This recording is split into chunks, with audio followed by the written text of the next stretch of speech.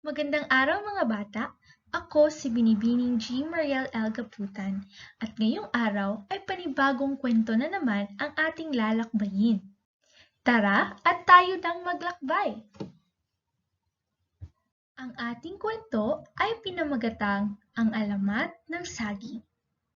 Noong unang panahon, sa isang nayon ay may magkasintahan na labis na nagmamahalan.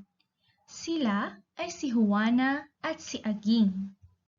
Tanong, sino ang magkasintahan sa kwento? Naging tutol sa kanilang relasyon ang ama ni Juana na si Mang Julio dahil nais nito na maging prinsesa ang kanyang anak na nararapat na makapangasawa ng mayaman na lalaki kagaya ni Don Felipe at hindi kagaya ni Aging na isang alipin lamang. Ganun pa man ay hindi alintana ni Juana ang pagtutol ng kanyang ama. Patuloy pa rin siyang nakikipagkita kay Aging. Gusto kang itago ng iyong ama para si Don Felipe lang ang makakita sa iyo dahil, sabi ni Aging. Pinutol naman siya ni Juana at sinabi na, dahil pangarap ni tatay na maging isa akong prinsesa. Ikaw, iyon din ba ang gusto mo na ikasal sa mayaman? Tanong ni Aging kay Juana. Noon, kung ano ang gusto ni tatay, iyon na din ang gusto ko. Pero ngayon, may iba na akong pangarap na mamumuhay ako sa aking kagustuhan. Hindi lamang na naghihintay na ipagkasundo sa lalaking mayaman. Sagot naman ni Juana. Isang araw, naglalakad-lakad si Aging at si Juana nang maabutan sila ni Mang Julio. Galit na galit ito. Magnanakaw!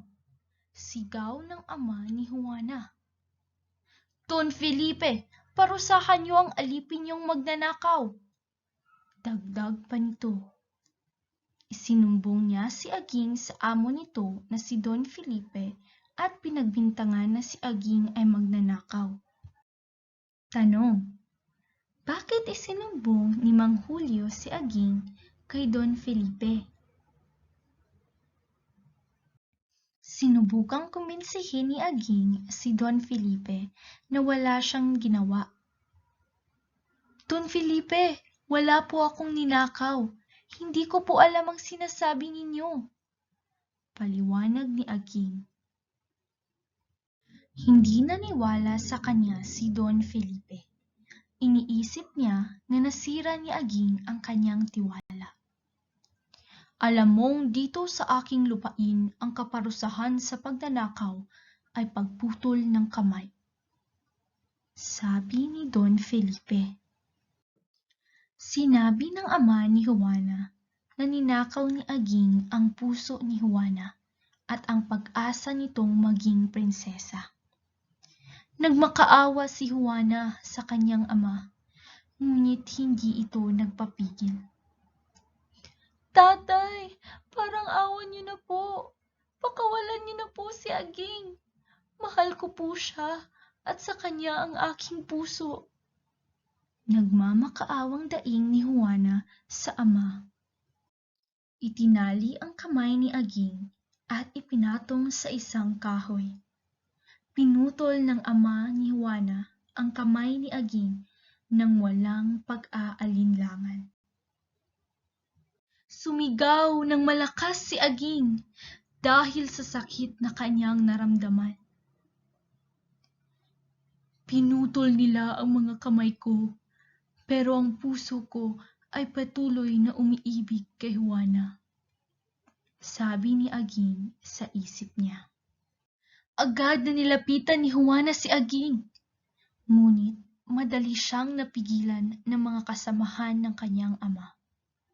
Ang nakuha na lamang niya ay ang mga naputol na kamay ni Aging.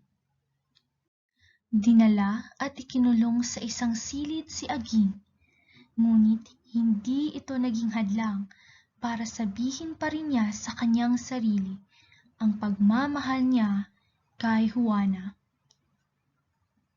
Magkakaroon ng palabantaan ang pagmamahal ko sa kanya at makikita ito ng lahat. Malalaman ng lahat ang pagmamahal ko sa iyo, Juana. Nasabi na lamang ni Aging sa sarili. Umiiyak na inilibing na lamang ni Juana ang mga kamay ni Aging.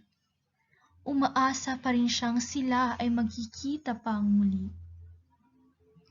Paalam, kung nasaan ka man, Aging, magkaroon akong matatanganang alaala mo hanggang sa magkasama tayong muli.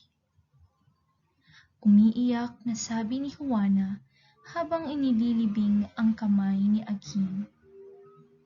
Nagdaan ang mga araw pero hindi pa rin sila nagkikita ni Aging. Naging malungkot ng sobra si Juana. Isang araw, siya ay malungkot na nakaupo malapit sa bintana ng kanyang silid at napansin niya na may bagong halaman na tumubo sa lugar kung saan niya inilibing ang mga kamay ni Aging. Dali-dali niyang pinuntahan ito at napansin na ang bunga ay parang mga daliri sa kamay na nakabuka kagaya ng mga kamay ni Aging. Malagintong mga daliri, parang mga kamay ni Aging. Madamdaming sabi ni Juana. Aging, nagbalik ka na! Aging! Sigaw ni Juana. Sinabi ni Juana sa kanyang sarili na hihintayin pa rin niya si Aging. Kahit nasaan ka man, Aging, hihintayin pa rin kita. Huling sabi ni Juana. Tanong, ano sa tingin mo ang naging pangalan ng halaman na iyon? Lumipas ang maraming panahon at ang halamang tumubo na may bungang maihahalin tulad sa mga malagintong daliri sa kamay ay tinawag na saging, galing sa pangalan ni Aging. At doon mga bata, nagtatapos ang ating kwento na pinamagatang Ang Alamat ng Saging. Sa iyong harapan ay mga tanong na magagamit ninyo upang mas maintindihan ninyo ang kwento at mas mapahalagahan ninyo ang mensahe ng kwento. Maraming salamat at naway may natutunan kayo sa ating kwento. Hanggang sa muli!